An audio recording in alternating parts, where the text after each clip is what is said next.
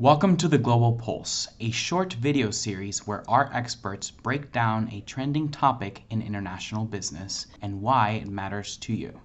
Financial technology companies have been hot commodities for investments, but be careful.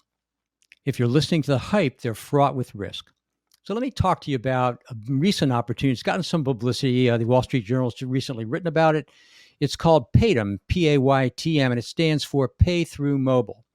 Now, there's a lot of buzz about an IPO that Paytm's coming out with next month, or scheduled to come out in October. Why? Well, number one, let's take a look at some of the investors in Paytm. Warren Buffett and Jack Ma. Jack Ma, of course, the founder of Alibaba, the Chinese Amazon company, and an incredibly successful investor and entrepreneur, as well as Ant, another hot commodity coming out with an IPO that was originally scheduled to have come out already, but the Chinese government has clamped down on some of these fintech-related companies. Alibaba, as I mentioned, and Ant are Jack Ma's companies. So this is a thriving area, fintech, because there's a need for digital-related financial services. So these new companies that come out with these products have, as I mentioned, been very hot commodities. Now, what is fintech? Well, fintech companies create products that provide financial services to customers. Now, you might think of payment systems like PayPal and Venmo, very similar.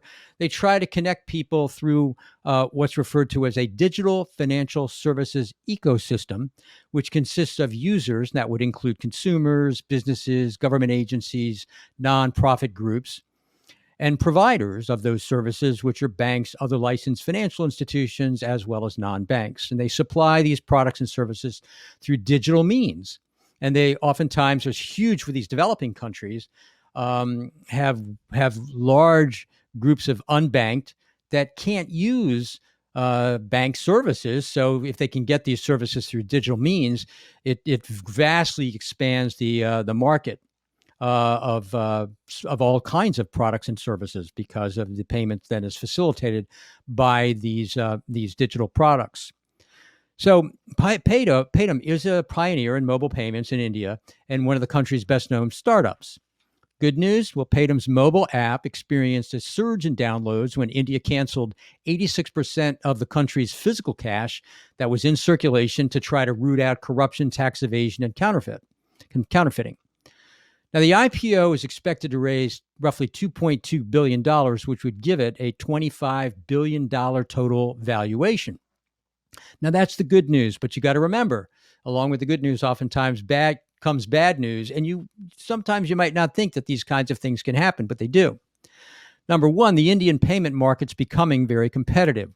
And this has hurt Paytm because what has happened is there's a Indian government-run digital payment network now called the Unified Payments Interface. Now, that's a particular interface that does not match up with Paytm, which is an e-wallet type of interface. So they're running into some issues there.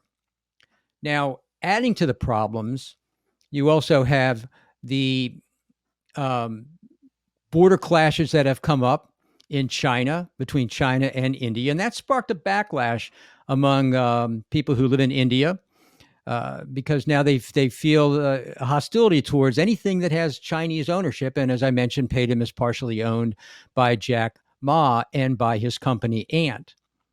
Moreover, China itself has begun to clamp down on these fintech companies and entrepreneurs. They've particularly gone after Jack Ma. And so that has had an impact on the stability of those companies and the desire for investment in those companies. So that could affect, again, Ma, and Ant has been supportive of Paytm and been providing some assistance in the development of its products. So this is a cautionary tale, as I mentioned, a very good-looking company, but keep in mind that along with the hype comes the risk.